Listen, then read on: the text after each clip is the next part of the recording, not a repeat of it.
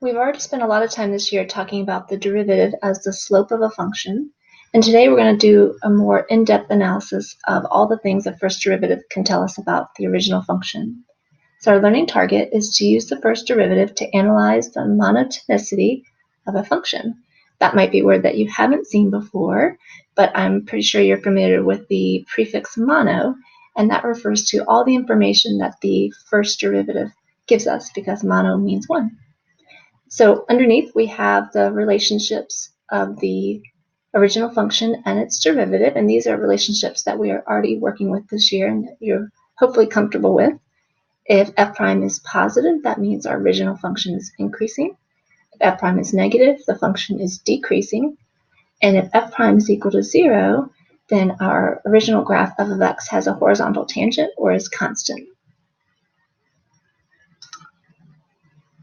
One of our best tools for analyzing a first derivative or the monotonicity of a function is the sign chart, and we've worked with those already this year, so let's just refamiliarize ourselves with how these relationships work on a visual sign chart.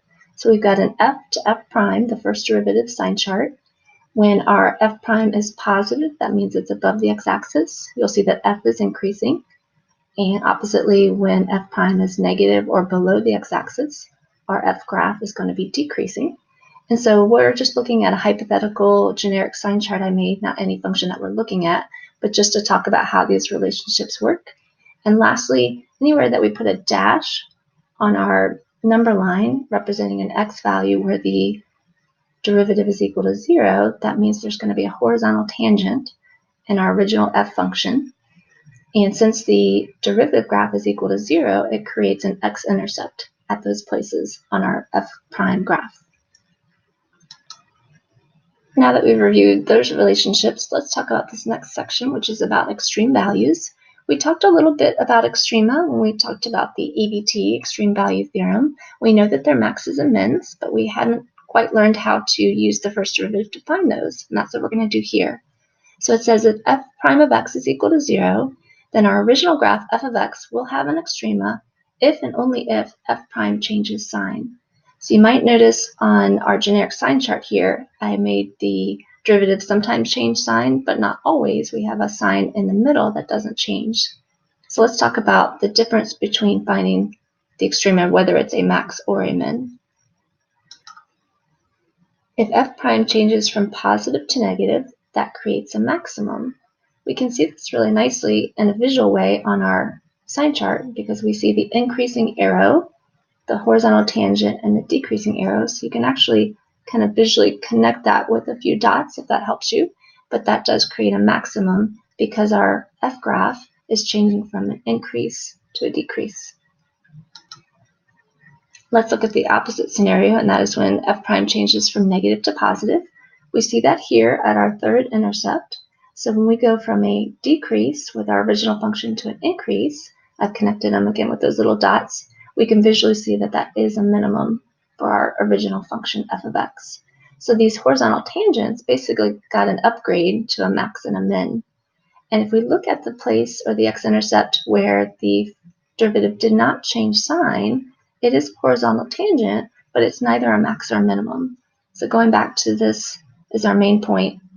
F of x is going to have a max or min if and only if f prime changes sign. So now that we've talked about what happens in a generic example, let's look at a specific graph. And we need to be mindful that we are looking at the derivative of f, the f prime graph. So when I start setting up my f to f prime sign chart, I know that I have only information to complete on the bottom of the sign chart because that's where the information for f prime exists. I think the best place to start with our information about f prime is with the x-intercepts. They're easy to find on the graph, and it makes our little anchors for our x values on our number line. So we have an x-intercept at 0 and 4, and then we'll talk about the behavior of f prime in between and around those values. So still working on the bottom of the sign chart because it's f prime. I know that my choices are above or below. So to the left of 0, I saw that the graph was above or positive. In between 0 and 4, my intercepts, the graph is below, and then after 4, it's above again. So now it's time to take all of this information about f prime and translate it to information about the original graph f of x. My aboves for f prime turned into increases for f. My below became a decrease. My x-intercepts became horizontal tangents. And so the new piece that we learned today is how to identify maxes and mins. If I think about visually what happens between an increase and a decrease, that will give me a maximum. And the opposite is true for a decrease to an increase. It creates a minimum. It's really important to know that a sign chart does not constitute an answer on the AP exam. It is actually just a tool that we use to analyze the monotonicity of a function and basically to organize our thoughts so that we can answer whatever question we're asked about the first derivative.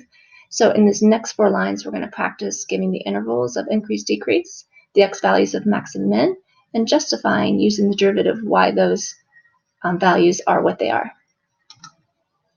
We had 2 intervals of increase from negative infinity to 0, union 4 to infinity. And I'm just assuming here that the graph extends forever in both directions. If I had a certain problem, they might close off the interval, so we have to pay attention to that.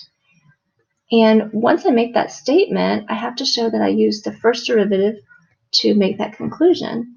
And we knew that that was an interval of increase for f of x because f prime is positive. And just a quick comment here, if you're comfortable with symbolic notation and you prefer to write it this way instead of in words, might be a little bit quicker, you can also say f prime of x is greater than 0.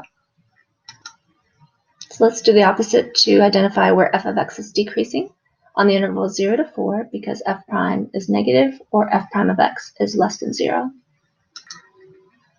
For maximum and minimum, instead of an interval, it happens at a specific x value. So we're going to say f of x has a maximum at x equals 0 because our derivative, f prime, changes from positive to negative.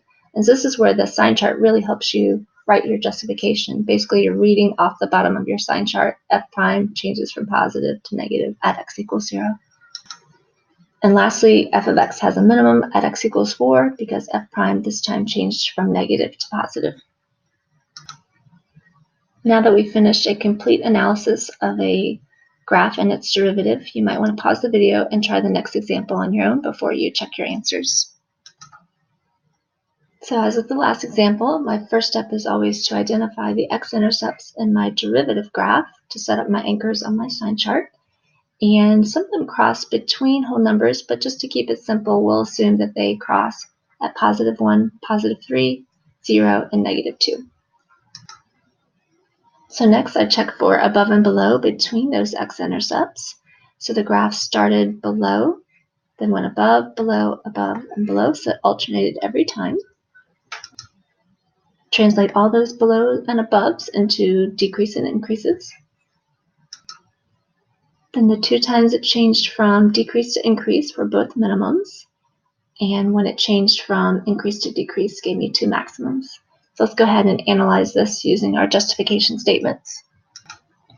We had 2 intervals of increase for f of x because our derivative f prime is positive.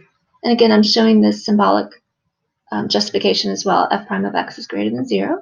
Just want to make a comment that you do not need to say both of these. I'm just showing both options so that you can choose your preference, whether to write it in words or in symbols. Then we had 3 intervals of decrease because f prime is negative or f prime is less than 0. So you might remember from our sign chart that we had 2 each of maxes and mins. So we have maxes at 0 and 3 because f prime changes from positive to negative, and minimums at negative 2, 1 because f prime changes from negative to positive. So you most likely wouldn't be asked all 4 of these things on an FRQ, but we're just practicing so that we're ready.